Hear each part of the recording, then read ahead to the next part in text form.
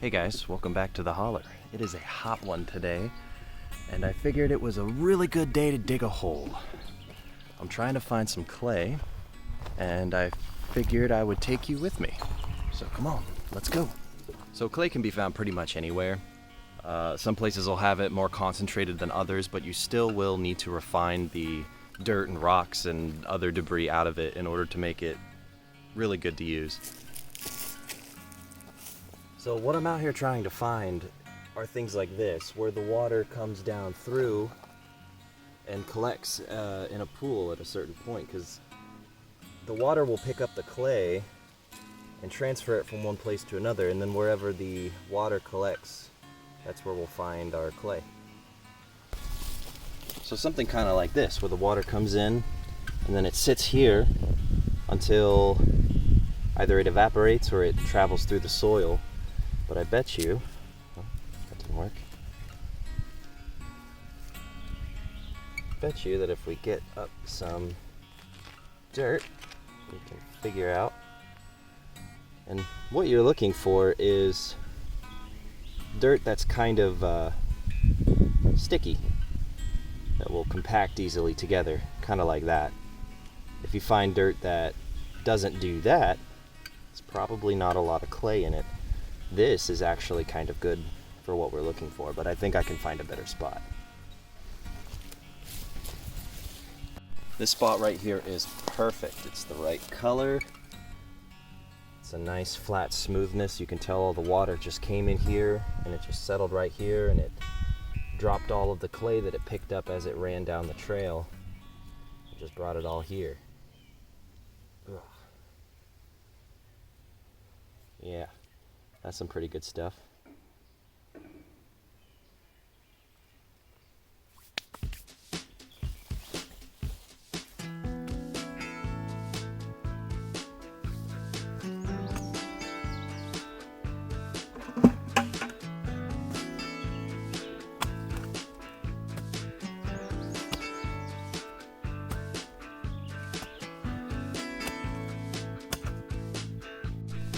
This right here is actually a really good visual representation of what dirt versus clay looks like, because over here you have the clay, which is like a real tan brown, but this is like a more darker kind of brown. But it's this kind of dirt is the dirt that we want, dirt that kind of sticks to itself.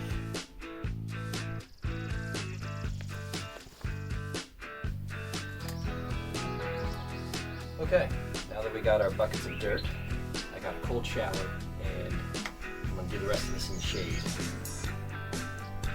But now we just have to mix in water to our buckets, and we have to make mud.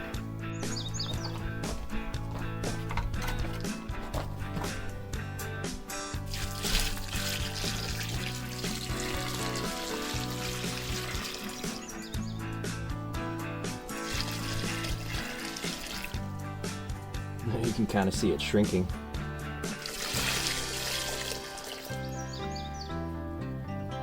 So yeah, basically what we want to do is we want to mix all this up. And if you Google what clay really is, it's just a fine particle sediment. So I guess dissolve would be the wrong word, but it would dissolve into the water, leaving behind all of the rocks and the dirt and debris that you don't want in your clay.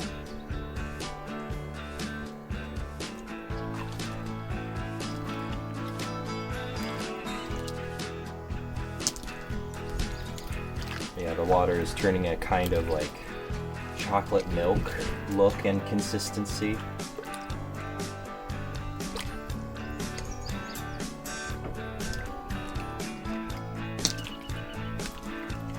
Sometimes the dirt clumps, they look like rocks.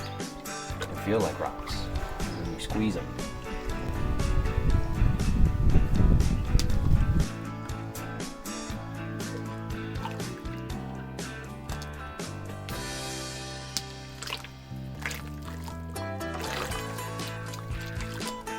Do not be afraid to get your hands dirty with this one.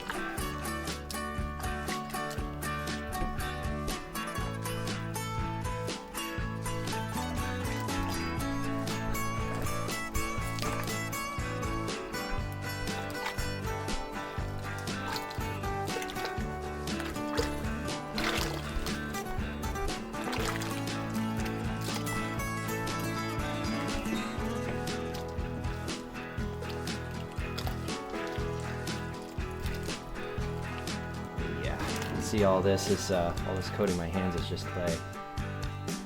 It's pure clay.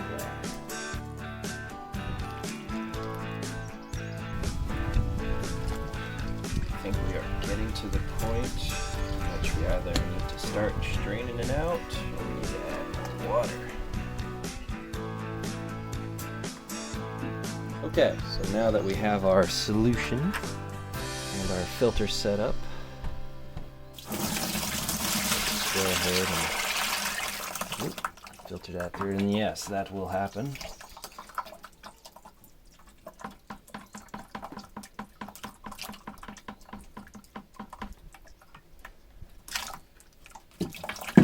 All the debris.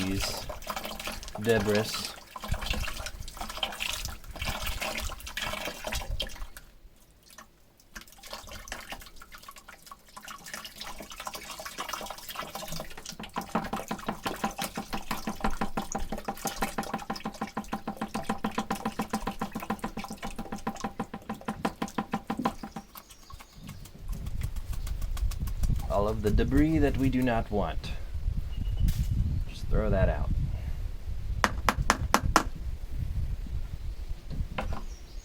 Okay. Go ahead, round two.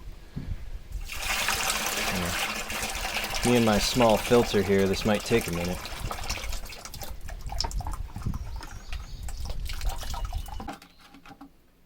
So I think we'll go ahead and set this bucket off to the side for right now.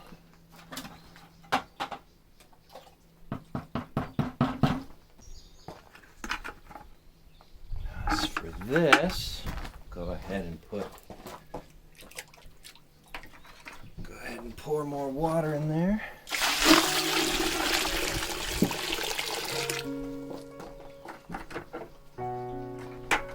So we can continue on filtering, continue on refining.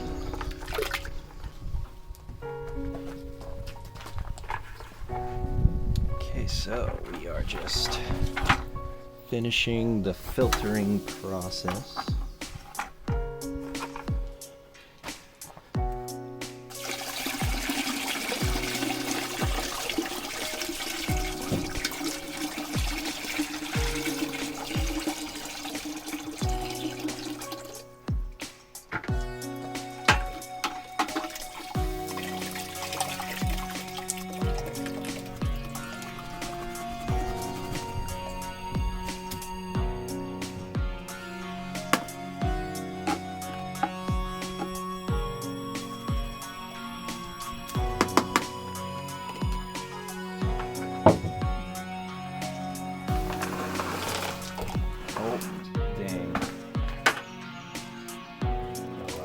Those rocks later, I guess.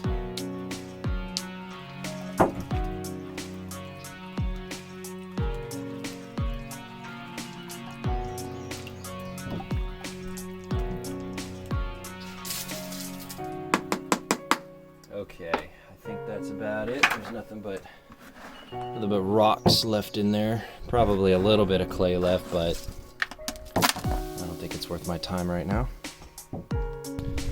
Okay, now that the first bucket's done, we're just going to set it out in the sun and let all of the sediment float to the bottom and slowly pour off the top until we're left with a relatively soupy clay mixture. Another thing I like to do is out of the bucket that I just emptied, use some of the water, clean it out a little bit, because I mean it's still good clay. Keep it and just pour it into the next bucket to just get added on. You have a nice cleaned out bucket to start with for your next go.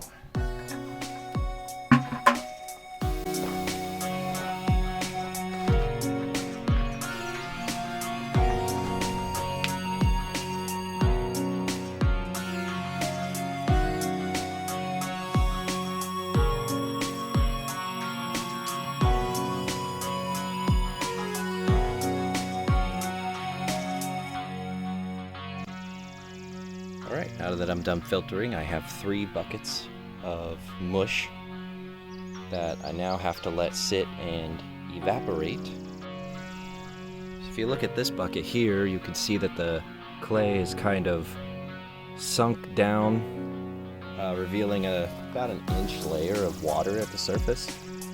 And to help speed up the process of evaporation, we can kind of just go and carefully dump off that surface level water. Get it out without spilling too much clay out of there.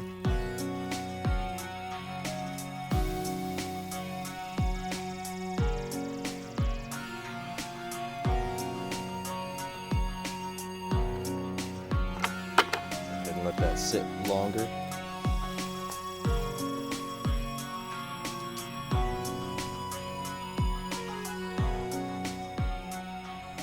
Alright, so this is the result after sitting in the sun for about 2 weeks. This side is pretty rock solid, but this side still has a little bit of sponge to it. Out of the third bucket I pulled this little clump because it was just about the right consistency. And this is what you should be left with, is a nice sticky clay. And this is pretty good. This is pretty good for what I need it for. Nice and moldable, malleable. Still a little sticky, so it gets it all over my hands, but that's okay. But yeah, even if it dries out, you just add a little bit of water and it gets back to the consistency that you would want for whatever project you're working on, whether it's pottery or maybe chinking. You might be able to use this for chinking. I wouldn't recommend it, but yeah. You could just make a bowl, let it sit in the sun and harden, and then fire it up in a campfire, and you should have a nice clay bowl.